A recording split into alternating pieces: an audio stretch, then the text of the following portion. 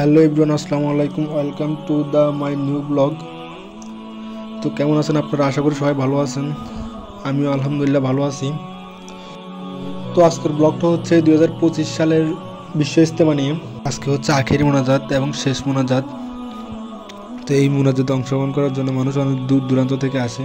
তো গাইস, আমিও চলে যাচ্ছি মোনাজাতে অংশগ্রহণ করতে। আমার আরও সকাল সকাল যাওয়ার কথা ছিল, কিন্তু ঘুম থেকে উঠতে আমার লেট হয়ে গেছে, এই কারণে একটু দেরি হয়ে গেছে। আজকে যে কুয়াশা পড়ছে, আল্লাহর একটা নিয়ামত আর কি।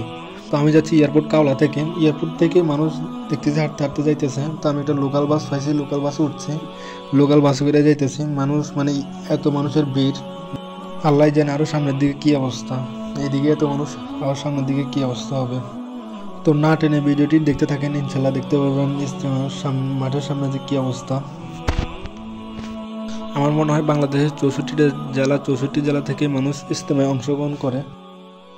তো গাইস, আমি এখন আছি হাউস বিল্ডিং, একটু সামনে ইজতেমার মাঠ। তো ভিডিওতে চোখ রাখুন, ইনশাল্লাহ দেখতে পারবেন।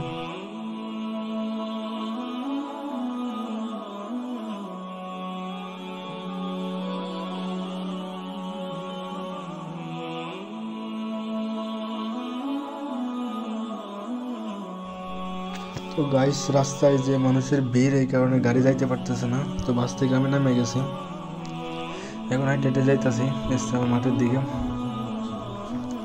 অনেক মানুষ রাস্তায়, অনেক মানুষ আসছে দূর দূরান্ত থেকে, এখনো শুধু একসাথে মোনাজাতটা দূরে বলে। তো গাইস, অবশেষে হাঁটতে হাঁটতে চলে আসলাম ইজতেমার মাঠের সামনে। এখানে অনেক মানুষের ভিড়, সব মুসল্লিগণ একসাথে মোনাজাত দূরে বলে আসছে সবাই। ফ্লাইওভারের উপরে এত মানুষ, আল্লাহ জানে নিচে আবার কত মানুষ আছে। এত পরিমাণে মানুষ যে গুণে শেষ করা যাবে না। উপরে দূর থেকে সব মানুষের ফিব্রের মতো লাগতেছে, এত ইউজ পরিমাণ মানুষ। তো গাইস, আমি টঙ্গী জেনারেল হসপিটালের সামনেই আছি। এখান থেকে পুরো ইজতেমার মাঠটা একবারে স্পষ্ট দেখা যায়।